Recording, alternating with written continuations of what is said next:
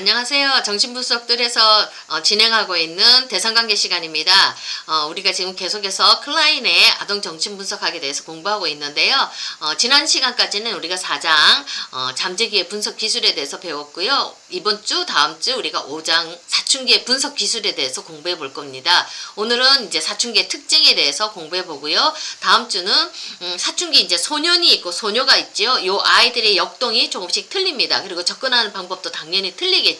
소년과 소녀로 나뉘어서 이 아이들을 어떻게 분석해 들어가는지에 대해서 우리가 공부해 보도록 하겠습니다. 자, 우리 사춘기 정말 무서운 아이들이지요. 정말 힘든 아이들이고 이 아이들은 라포가 빨리 형성이 되지 않으면 안 오거든요. 치료실에 안 옵니다. 이 아이들은. 그래서 이 아이들과 라포를 형성해 들어가면서 치료에 들어가는 게 보통 힘든 게 아닌데 이 사춘기 아동들만의 특징이 있습니다. 이제 신체적인 변화가 나타났지요. 그러면서 이 아이들 테스토스테론이라는 성호르몬 분비도 왕성해지면서 공격성도 많이 이렇게 왕성해지긴 하지만 그것뿐만 아니라 이 아이들은 본능적 충동도 굉장히 강해집니다. 성충동도 굉장히 강해지거든요. 이런 본능적 충동과 함께 무의식에 해결되지 않은 무의식의 갈등들이 더 많이 올라와서 더 많이 지배를 당하거든요. 그러니까 충동도 강해지고 해결되지 않은 무의식의 갈등들도 막 올라오니까 아이들 호르몬도 이상이 있죠. 그러니까 이 아이들 얼마나 내적으로 견디기가 힘든 시기를 보내고 있습니까? 정말 질풍노도와 같은 시간을 보내는 아이들이거든요.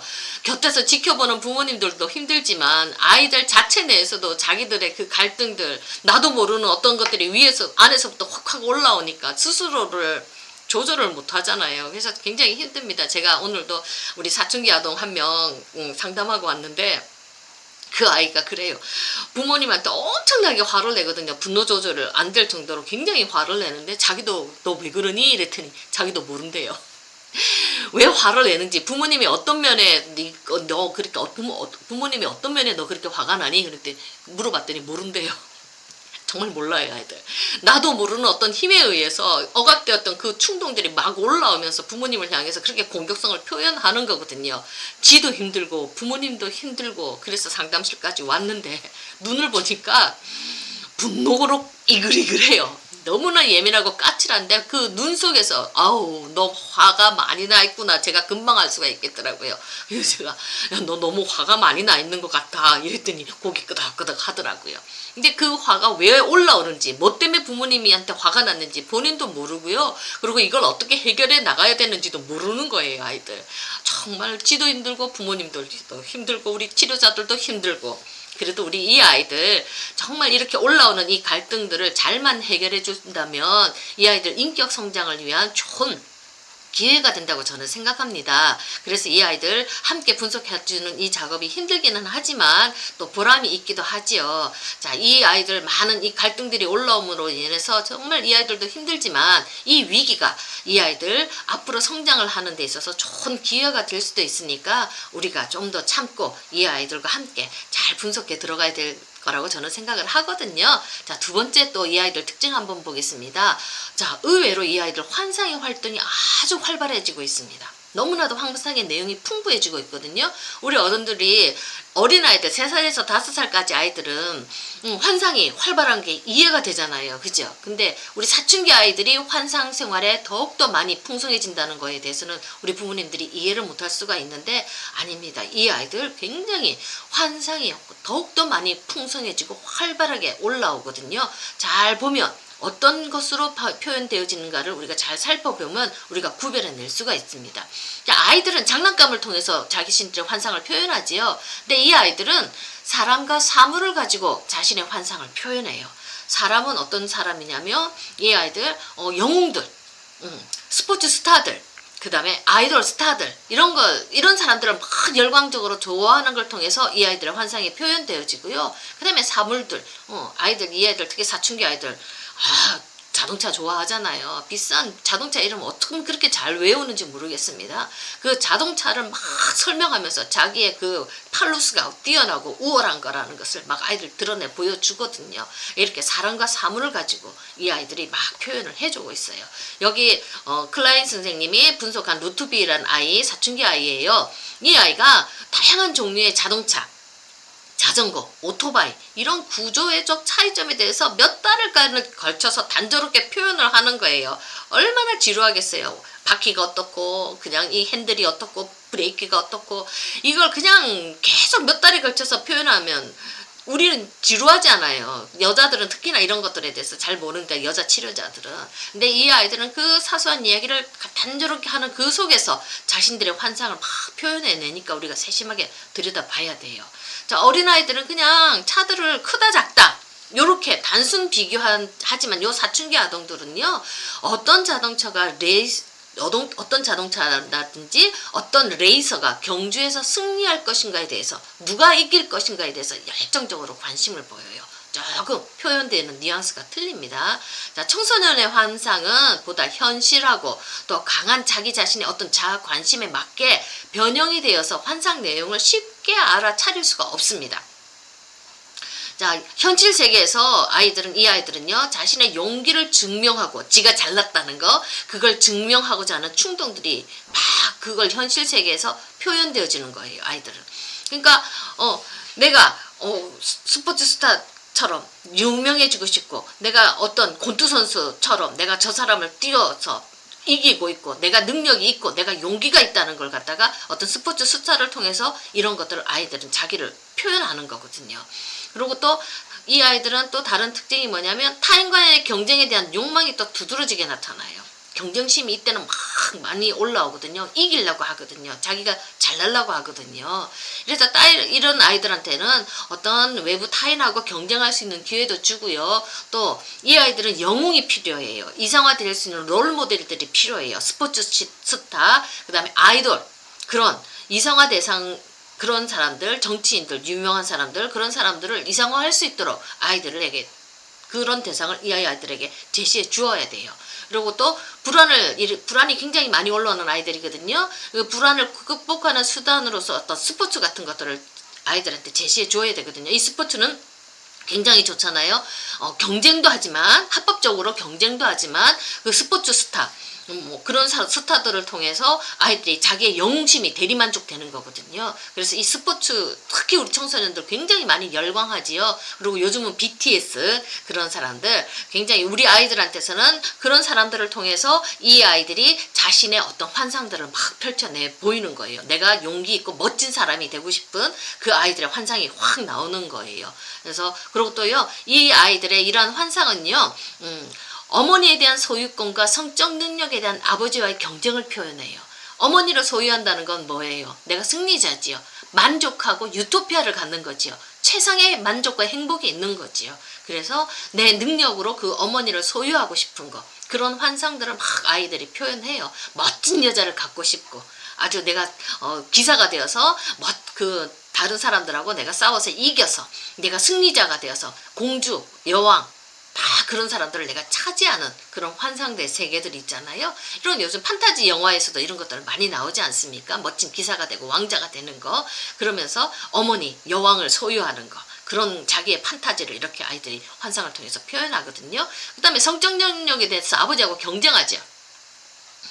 이 아버지하고는 당연히 경쟁자입니다. 특히 남자들은 아버지도 그렇고 아이도 그렇고요. 절대로 이 한번 경쟁이 붙으면 지지를 않아요. 서로 간에 무섭게 싸웁니다. 우리 남자 아버지들도 절대로 아들한테 안 져주거든요. 아주 줄통살통 싸워요. 자, 이 성적 능력, 아버지의 팔루스가 크냐, 내 팔루스가 크냐, 아버지가 잘났냐, 내가 잘났냐. 이때부터 우리 사춘기 애들 아버지하고 그 권력을 놓고 자리를 놓고 어마어마하게 본인을 놓고 싸우지요. 자, 이거를 잘 표현할 수 있도록 우리가 만들어줘야 되거든요. 자, 이 아이들의 환상은 어떤 증오심, 공격성을 동반해요. 그리고 부모님을 향한 어떤 증오심과 공격성을 표현하고 나면 도리어 또다시 내가 공격당할 거라는 불안과, 그리고 부모님을 공격했다는 죄책감이 뒤따라오지요. 우리 이 패턴은 우리 어린아이들부터 있었던 겁니다. 증오심과 공격성이 환상 속에서 나오고요. 그 다음에 어떤 불안과 죄책감이 같이 함께 올라와요.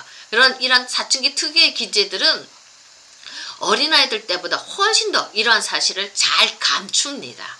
우리 어린아이들은 놀이 속에서 적나라하게 표현하지요. 제가 오늘도 지금 치료하고 온 어린아이인데 부모님을 향한 공격성이 환상 속에서 막 나와요. 그렇게 나오고 그러면서 놀이 속에서 어떡하냐면 저를 막 죽이거든요. 저를 죽이놓고는 불안하니까 아이가 어떡하냐면 저한테 약을 먹여요. 살리는 약. 그래서 다시 살아나라고 그러고요. 자기 막 살리는 약 제조하는 과정 같이 함께 놀면서 저 몇 번 죽었다 살아나고 그러거든요. 그 죄책감 때문에 꼭 저를 살리거든요. 이 죽음과 부활의 주제가 우리 아이들은 적나라하게 이렇게 드러나는데 이 사춘기 아이들은 이미 자아 상태가 머리가 조금 더 많이 발달되어져 있지요. 현실도 너무나 잘 알고 있기 때문에 교묘히 숨기지만 감춰요. 잘 감추지만 그 내용을 우리가 따라가 보면은 그 내용이 들어 있습니다. 우리가 요걸 알고 분석해 들어가야 되는 거거든요.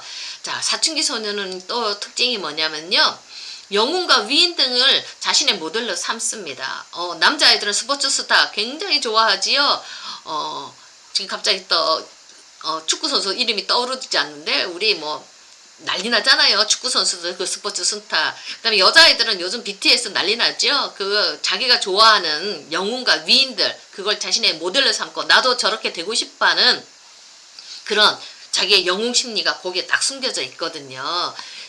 근데 이런 것들은 긍정적인 역할도 하지요. 아이들이 이런 이상화 대상이 있어야지 자기 정체감을 형성하고 나도 저 사람처럼 되고 싶다는 그런 자기 정체감을 형성하면서 그 아이들이 이상향을 따라서 추구하면서 살아가게 되니까 이런 영웅과 위인들, 아이들한테 맞는 자신이 좋아하는 영웅과 위인들을 우리 사회가 제시해 줄 수 있는 건 참으로 건강한 기능이라고 저는 생각합니다.